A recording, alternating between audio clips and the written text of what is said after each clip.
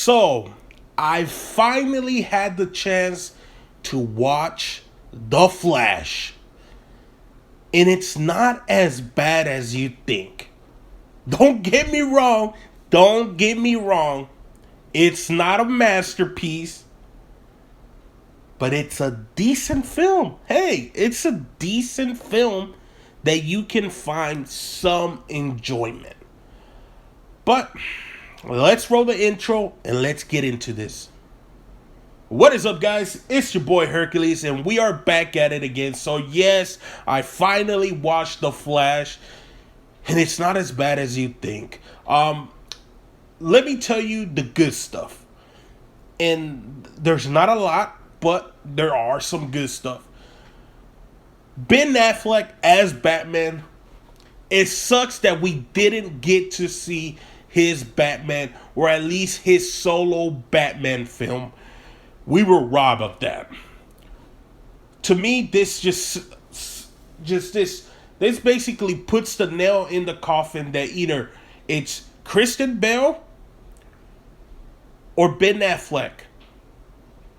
Either one or two, the best Batmans there are. That is just 100% the truth. I think Ben Affleck is an incredible Bruce Wayne and Batman, unlike Robert Pattinson or Michael Keaton. And Christian Bale, he's a legend. He's a legend. But again, I'm going to give you what I think is the good and the bad. So, Ben Affleck, incredible. Alfred Pennyworth, the little bit that we get was incredible. Gal Gadot was incredible as Wonder Woman again. And the little small world building we got in Gotham City was incredible. We saw Falcone's son. I forgot what his name is. I believe it's Alberto or Alberta, something like that.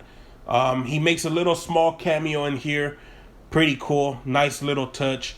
At least to me, the whole sequence of Flash saving the kids or the little babies, that CGI was horrible. It was horrible. What is it with this suit? This suit, like there's some shots where it looks like it's an actual suit, and it doesn't look that bad. It looks decent, and then when it goes into the CGI, or like whenever he's not really wearing it, but it's like a CGI stuff, it's just horrible, man. Like, stop making these suits CGI. Just stop. Or at least just make a real suit and let them wear the real suit. They get paid a lot of money to wear these suits. Let them wear it. Stop using CGI to add to the suit. Just stop. Okay. When it gets to the whole part of Barry going back in time, and the one thing that he has to do to change, basically to have his mom live, which is a tomato can. I think that's a horrible idea, but it makes sense why they did it like that. But again, I don't understand. Basically, he goes back in time, gives his mom 2 tomato cans for spaghetti, because in the other time, in the timeline that was the correct timeline, his mom forgets a tomato can. She only gets 1, so she makes the dad go get 1.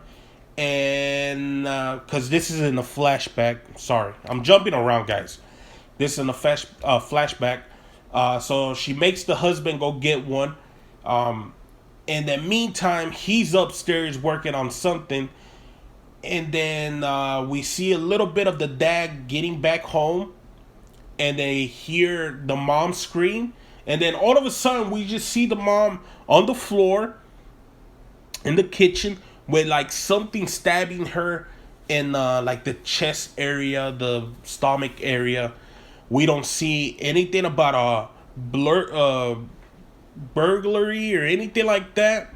So we don't even know what's going on. And then that's when it's, I guess it's claimed that, what's his name? the dad killed her. Yeah, that's basically it. No reverse flash, which makes absolutely no sense. You need reverse flash for the Flash. That's just 100%. You need that. But they didn't do that. They decided to go a different route. But once he gives her that tomato can, he starts going back to his timeline. He starts seeing that the mom lived, and he starts seeing the years, the birthdays that the mom was there. When he gets to, I believe he's gonna turn 18, or he just turned 18.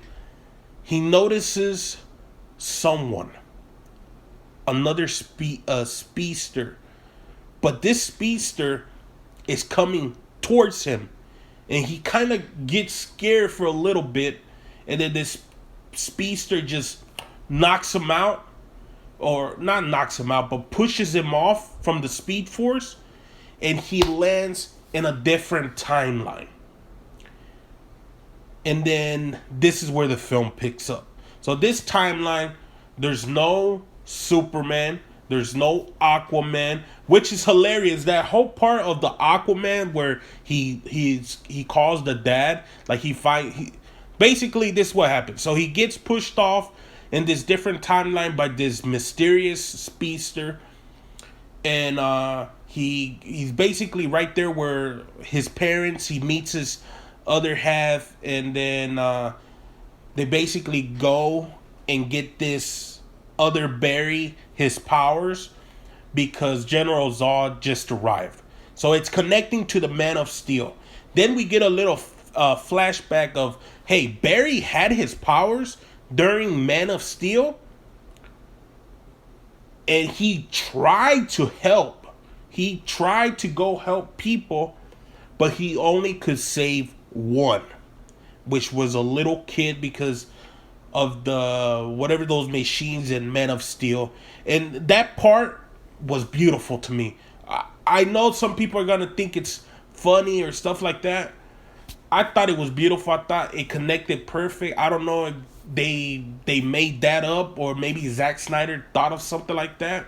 Either way, I thought it worked perfect, because you would think this dude just got his powers by the timeline that we're going for, and how the movie's telling us the timeline. He just had what, a couple days that he had that those powers, and he was only able to save one person after the whole destruction. And remember how these comic book artists, these people over there, that Superman would never let anything happen to a city like that. Oh yeah? What if he's fighting somebody so fucking powerful that it doesn't matter where he goes? He does try to go fight him in Kansas and all these places. And guess what? Some way, somehow, they ended up back in the main city. It just happens. It happens. Get over it. Just the same way that I hate whenever they have Spider-Man fighting these villains, and then there's a bunch of people around Spider-Man clapping him. Like, what? I wouldn't be there, man. Spider-Man's fighting this big bad villain. Why would I be there clapping for him? It's time for me to run away, go hide, or do something. Okay, so they go and get his powers, but in doing so, our Barry, loses his powers. He does. But the new Barry in this new timeline gets his powers, and he's just a complete freak. And you get to see Ezra Miller's ass, basically. So if you ever wonder what his ass looks like, well, good luck. You're gonna be able to see in this film. What else? Where did I lift off? Okay, yeah. So basically, they see that General Zod's here, so that he gets his powers.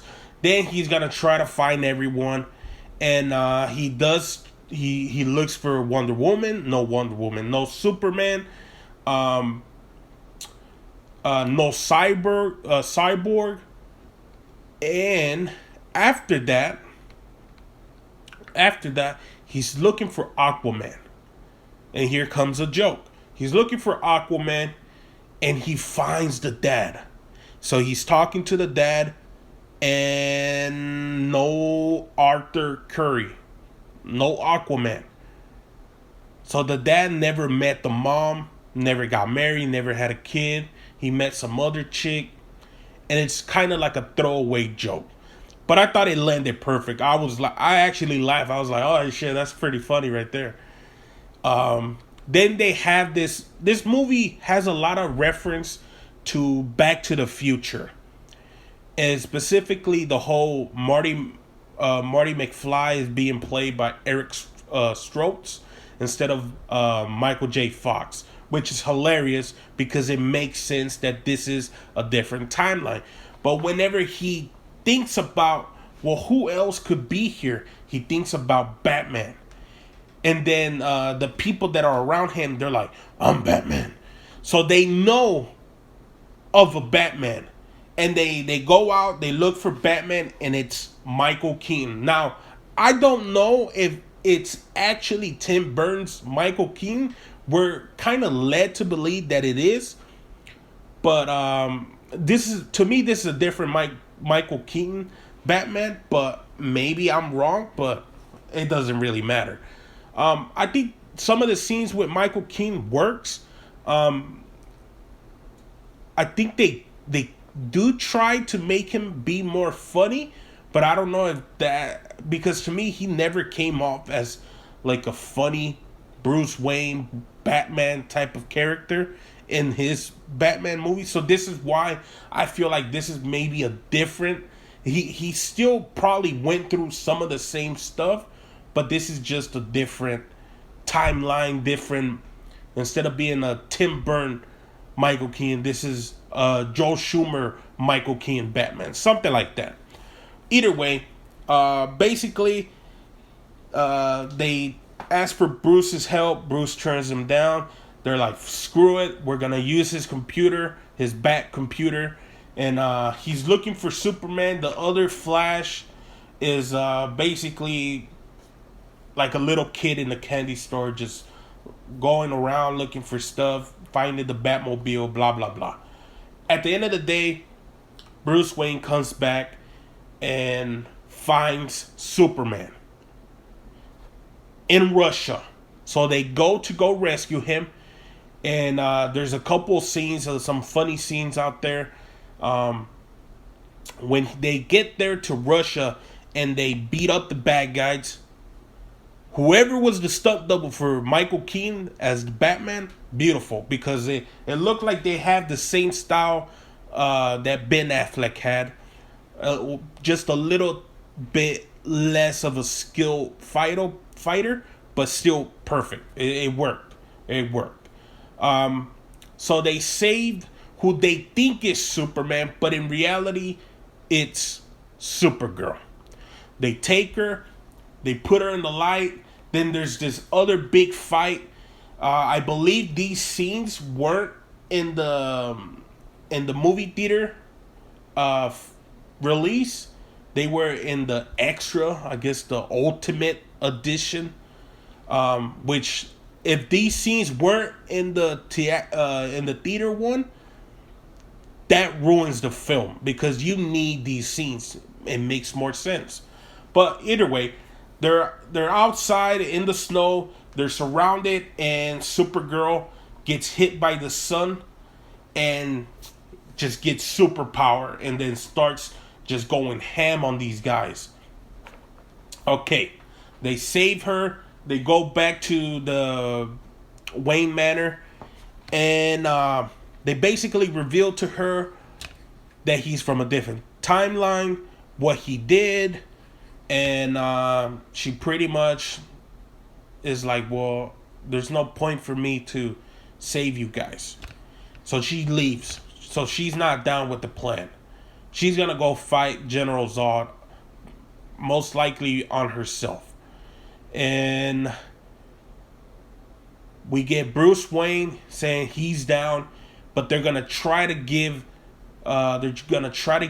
our Ezra Miller Flash his powers back. They're gonna do an experiment to hopefully get his powers back. In the meantime, Supergirl flies to the location where General Zod is. At this time, General Zod already had that message from the Men of Steel where he asked the military to turn over Superman or somebody else. And when they show up empty-handed, he goes berserk. He says this is an act of war, and he kills the military guy, and then a big fight erupts, and Supergirl is there, but she screams, and I believe they hear her or see her, but we go back to Ezra Flash trying to get his powers back, and Bruce Wayne created like this bat signal that's gonna dry these this electricity and these chemicals, because he's got to have the chemicals that I guess splash on his skin, and he gets struck by lightning, doesn't do anything. I believe he's gonna get struck by lightning again, and it fails. The machine fails. Then Supergirl arrives, takes him back up to the sky, gets struck by lightning, and then boom, he gets his powers back. So now there's 2 Flashes, 1 Batman, and 1 Supergirl. So they all head to go fight General Zod, and they're fighting him, and we get some badass scenes. But this is the problem. Some of these badass scenes, they're not badass because, oh, it looks badass. No. They're just, the idea is cool, but the CGI just isn't there. The CGI needed more work. Well, they're fighting. Barry actually knows how to fight a little bit more, or at least knows how to do a little bit better stuff. They know they can't beat the Kryptonians, but they can do something to at least give Supergirl enough time. In the meantime, when we're with Supergirl, we get revealed that they did find Superman, and they did everything. They basically found Superman as a little baby, and they did experiments on him and everything, and he basically died by their hands. And Supergirl is the one that they need. Now, I don't know if this is just because of a different timeline, or this was the whole, this was the whole thing that they were gonna do, like Zack Snyder was gonna do something like this too. I don't know. I think it's funny that they decided to do it like that. But again, the reason why I don't take it as that big of a deal is because it's a different timeline. I can see that they found Superman, and because in Man of Steel we're believed that Superman is the one that has all the babies and all that stuff in his that the parents pretty much embody everything in Clark Kent and Kal-El. But either way, so she gets angry, they start fighting, blah blah blah blah blah blah blah blah blah, and then General Zod kills her. Like, he straight up kills her, and then I guess they suck her life form or something like that. I don't know. And she dies. And Barry, from that timeline, he's pissed. He doesn't know what to do. And then the other Barry, our Barry, he's basically like, dude, we can try to reverse time and see what else we can do. So they start reversing time. But every time a Supergirl dies, Batman dies, but they're noticing that they can't. And the other Barry, the Barry from that timeline, he's getting desperate. He's doing everything he can to try to help Supergirl, but in the meantime, he always gets beat, and she gets beat also. So, so what happens is he starts getting like um, pieces of metal stuck into his arm, his shoulder blades. He's got a scar. He's got a lot of stuff because he's doing this multiple times. But this is where it gets interesting, and I really enjoyed this part. Our Flash, at first he was trying to do the exact same thing, trying to find a way to beat General Zod, but then he realizes we can't beat him. We just can't. We're not strong enough. So he stops jumping back into that timeline to see if he can help. And the other Barry from that timeline, he's doing everything he can. Everything. To the point where he's just getting brutally stabbed from flying debris and stuff like that. And then our Barry and the other Barry have this conversation while they're still in the speed force, and then here comes the other speedster, the black speedster, I guess you can call it. And it's Barry from that timeline. Not our Barry, but Barry from that timeline. Like in the future, this is him doing this multiple times. So many times that he tried to do this that he aged. He aged, or at least it's like another Barry from a different timeline. Something like that. It's a little confusing if you really think about it because there's two Barrys, but it should be Barry, but just from a little bit longer in the future, something like that. But it's still this. It's the same Barry.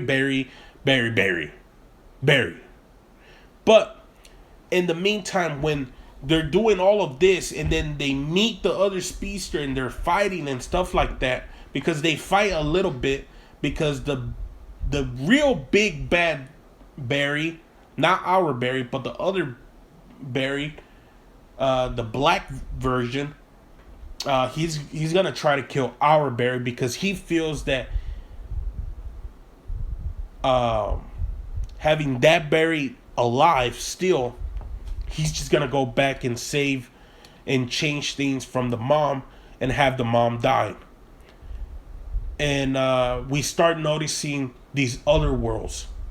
We see the Christopher Reeves world. We see the Batman 69. We see all these worlds opening up and colliding with each other and basically getting destroyed because they're doing this so much that it's just messing up every timeline. And at the end of the day, the Dark Flash tries to attack our Barry, and Barry from the Flash from the other timeline, the timeline that we were trying to defeat General Zod, sacrifices himself. And both Barrys die, and then our Barry finally decides to go back in time to when he first put that extra tomato sauce. He sees himself, waits it out, sees that he went back, and then he goes in and removes the tomato skin. And that little part where he meets his mom and they have that little emotional connection, it was bad. It was phenomenal. It was beautiful. I gotta be honest. It touched a little string right there. Even though it was Ezra Miller, it still touched a little. It hit me. Yeah, so basically he goes back in time, and yeah, the mom dies. He goes back, and it's his dad trial, his court.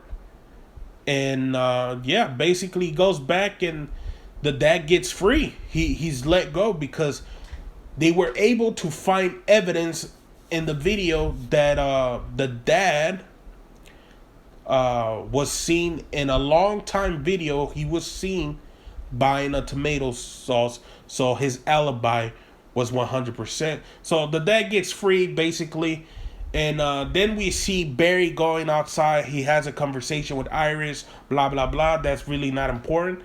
Then Bruce Wayne calls him. So we're assuming that it's Ben Affleck, right?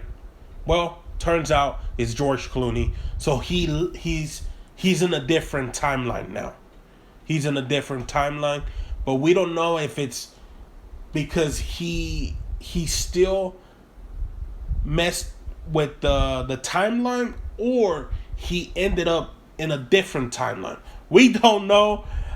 I'm pretty sure that we're just meant to just basically think for ourselves what happened, but I think it's just a way for them either to get rid of that Flash, get rid of that universe, get rid of the Snyderverse and this extraverse, because in reality this wasn't the Snyderverse. This was just a extended verse from that.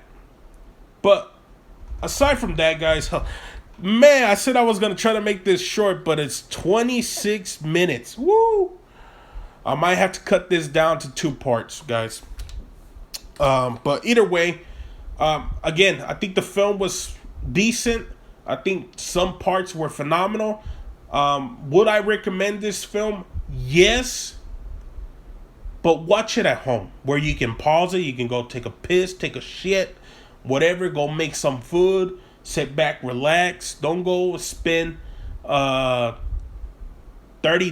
to go watch it at the theaters or anything like that. No. This is a film you gotta watch at home in your comfort.